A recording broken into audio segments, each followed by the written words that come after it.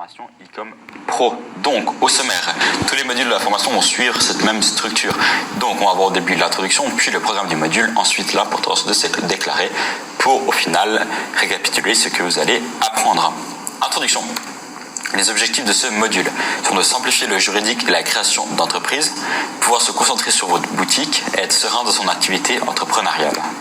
Qui suis-je? Donc je m'appelle Cédric, je suis associé avec Yomi depuis mars 2017. On a étudié au lycée ensemble, puis on était à HEC Lausanne ensemble. On a créé une agence de marketing digital en 2017, puis Yomi a créé sa première boutique en e-commerce en septembre 2017 et j'ai rejoint début 2018 pour l'épauler de toutes nos entreprises et plus spécifiquement sur la partie YouTube, sur la partie formation, sur la partie vraiment qui nous intéresse aujourd'hui. Je suis COO de notre entreprise ICOM Pro. Je m'occupe de tout ce que vous ne voyez pas, du support client au coaching, en passant par le recrutement, la finance, etc. Vous ne le savez peut-être pas d'ailleurs, mais en fait, on a environ 15 personnes, sans compter les intervenants, à travailler à 100% pour vous offrir la meilleure formation possible. Donc, c'est pas juste Yomi qui fait des vidéos sur YouTube et qui a fait une formation rapidement, pas du tout. On a une vraie entreprise, on est 15 personnes, on travaille à fond pour vous offrir le meilleur service possible, la meilleure formation possible. Et c'est ce qui fait la différence, on le pense, comparé aux autres formations disponibles sur le marché. Programme du module. Alors, on va voir ensemble tout d'abord une petite mise en garde. Donc, on n'est ni juriste, ni avocat, ni comptable diplômé. On a fait toutes ces recherches, toutes les informations qui sont dans ce module ont été trouvées sur Google en tapant simplement comment se déclarer en France, comment créer une micro-entreprise en France, comment se déclarer en Suisse, comment créer une entreprise en Suisse, comment créer une entreprise aux USA, à Hong Kong ou je ne sais pas où. Tout ça a été trouvé sur Google et ça vient de ces recherches et de notre expérience et des retours des milliers de membres qui ont suivi cette même formation. On vous invite toutefois à faire votre propre recherche sur le site officiel de votre pays de résidence. Donc si vous êtes français, sur le site de votre région, sur le site de l'URSSAF, sur le site du guichet entreprise. Si vous êtes suisse, sur le site de la Confédération, sur le site de votre canton. Si vous êtes belge, l'équivalent chez vous. Si vous êtes canadien, pareil. Si vous venez d'un pays d'Afrique, pareil. On n'est en aucun cas responsable de toute action ou démarche que vous auriez effectuée suite à ce module. Le programme, il va être divisé en deux parties. La première sera une partie administrative et fiscalité. Donc, l'introduction que vous êtes en train de les aider. Ensuite, on verra les obligations légales d'une boutique en e-commerce. On verra 3 vidéos spécifiques sur comment se déclarer en France, en Suisse et en Belgique. Ensuite, comment créer une société. Donc, une fois que vous aurez créé votre micro-entreprise, une fois que vous aurez obtenu votre premier statut d'auto-entrepreneur, comment est-ce que vous pourrez passer par la suite et créer une vraie entreprise. Ensuite, comment aller plus loin. Donc, ça peut être créer en groupe, créer plusieurs entreprises, créer des entreprises dans des pays différents. On va aussi voir comment se déclarer dans le reste du monde. Donc, que vous soyez africain, belge ou de n'importe quel autre pays, vous verrez comment vous déclarer, comment faire les démarches et comment, le cas échéant, créer des entreprises dans des pays externes, que ce soit aux États-Unis, au UK ou à Hong Kong. Et ensuite, on va parler de l'expatriation.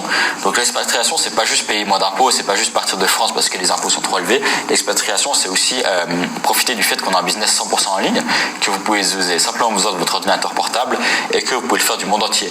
Donc, pourquoi rester en France, pourquoi rester en Suisse si vous pouvez vivre à d'autres endroits. Donc, pour les personnes qui s'intéressent, pour les personnes qui veulent vivre dans d'autres endroits, c'est une possibilité qui s'offre à nous. Et donc, autant en profiter parce que c'est vraiment une opportunité extraordinaire qu'on a de pouvoir comme ça travailler dans le monde entier juste avec un ordinateur. Donc on va pouvoir voir ça en détail après dans la partie se déclarer dans le reste du monde et sur l'expatriation. Ensuite, il y aura une partie sur la comptabilité et la finance. Donc on va voir les bases de la comptabilité et l'idée c'est que vous puissiez comprendre un bilan comptable, comprendre ce que c'est un bénéfice, comment on passe du chiffre d'affaires au bénéfice, quelles sont les charges, etc.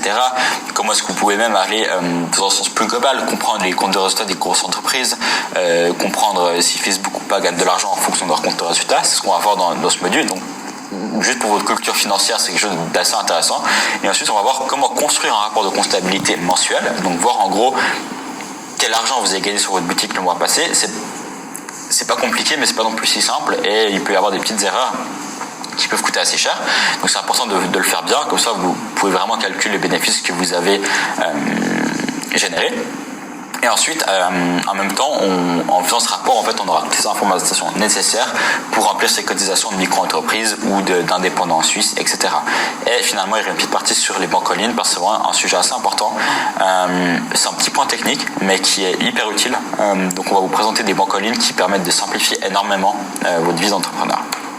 Donc, l'importance de se déclarer. Je pense qu'on l'a tous, ou une grande partie d'entre nous l'avons, c'est la peur de l'administratif. Et la première étape quand on a une peur, c'est de s'en rendre compte, en fait. Vous vous rendez compte que vous êtes anxieux ou stressé à ce sujet. Et c'est la première étape. Vous avez remarqué que vous avez cette peur. Maintenant, il faut l'affronter. Moi aussi, nous aussi, avec Yami, on était stressés quand on a créé notre première entreprise. On ne savait pas quoi faire, on ne savait pas quel formulaire faire, on ne savait pas quelle information mettre faire, on avait peur de faire des erreurs, etc. Mais en fait, ce qu'on s'est rendu compte, parce qu'on a quand même créé...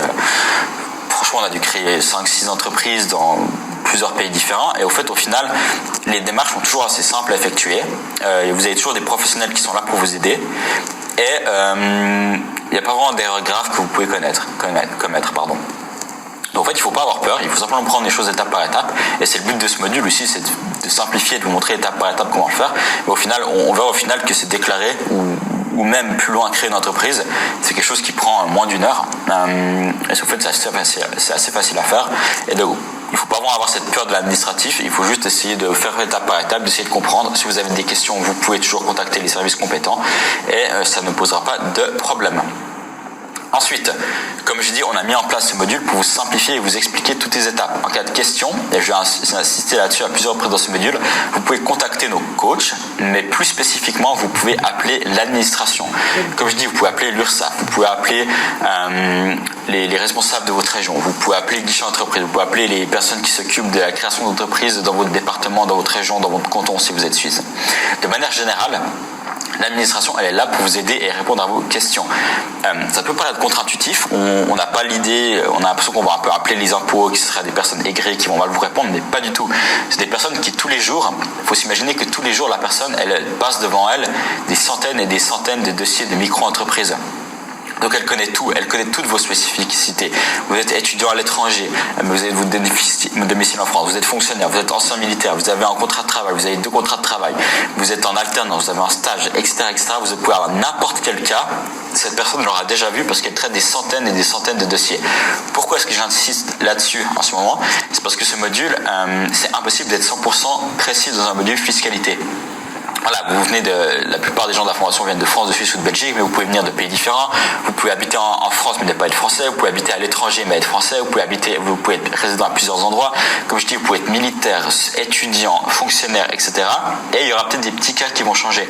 Et nous, en fait, c'est impossible de prendre cas par cas le cas de Jean qui est étudiant, mais qui en ce moment est fonctionnaire, mais qui est en mission à l'étranger, mais qui voudrait créer son entreprise en France. On ne peut pas aborder ce cas-là dans ce module parce il prendrait des heures et des heures. Et donc l'idée générale, c'est de vous expliquer, vous montrer les démarches, comment créer votre micro-entreprise.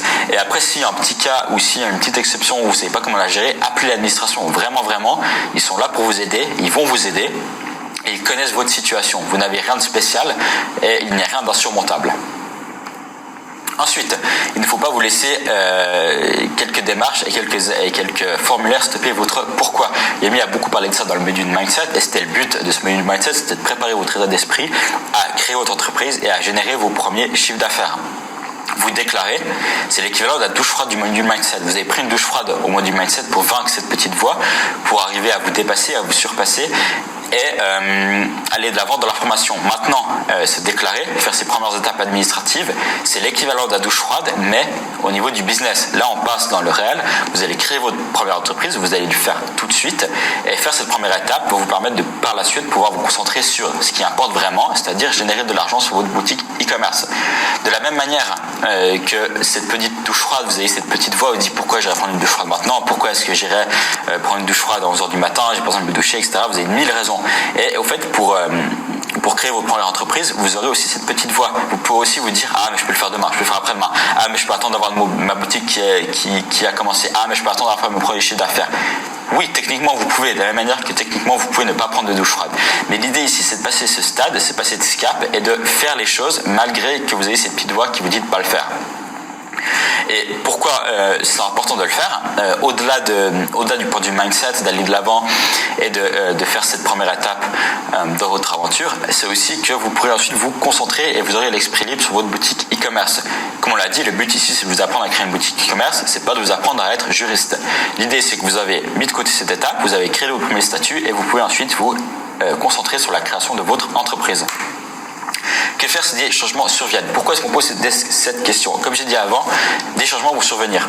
Peut-être que mon statut va légèrement modifier. Peut-être que une loi française sur l'application de la TVA va légèrement être modifiée en 2022, en 2023, je ne sais pas quand. Peut-être que le statut de micro-entrepreneur va avoir des conditions légèrement différentes par la suite, etc., etc. Il peut y avoir des milliers de raisons. Et comme on l'a dit, nous, c'est impossible d'avoir toutes ces exceptions mises en place dans ce module et aussi d'être 100% à jour et 100% complet sur tous les sous-cas possibles.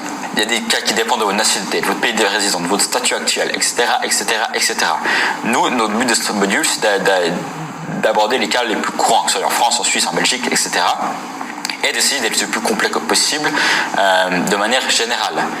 Mais comme on l'a dit avant, il peut y avoir des cas différents et dans ce cas-là, il ne faut absolument pas paniquer. Faites une recherche Google. Cherchez à fond, cherchez sur des blogs, appelez l'administration, demandez sur le groupe Facebook ou même demandez à nos coachs. Mais de manière générale, vraiment appelez, faites ces démarches, faites ces recherches. Et vraiment, ils sont là pour vous aider, les gens, et ça va énormément simplifier la vie. Et comme on l'a dit, c'est aussi ça être entrepreneur. Notre formation, elle est vraiment là pour vous aider, pour donner le maximum de choses, mais au final, c'est à vous de faire les choses, c'est à vous d'aller de l'avant. Et au moment où il y a un petit truc que vous ne savez pas comment faire, eh bien, il faut aller de l'avant. Il faut prendre ça comme un challenge et se dire comment je résoudre cette problématique. Et ça peut être dans ce cas-là, voilà, appeler l'administration et demander de l'aide sur votre cas particulier. Ensuite, ce que vous allez apprendre dans ce module. Donc ici, à la fin du module, vous saurez créer une entreprise dans votre pays de résidence, être serein sur les aspects administratifs, ce qui est le plus important, remplir les déclarations d'impôts de votre entreprise, comprendre les bases de la comptabilité et connaître et calculer vos bénéfices mensuels. Donc c'est tout pour cette vidéo et on se retrouve dans la prochaine sur les aspects légaux de votre boutique Shopify.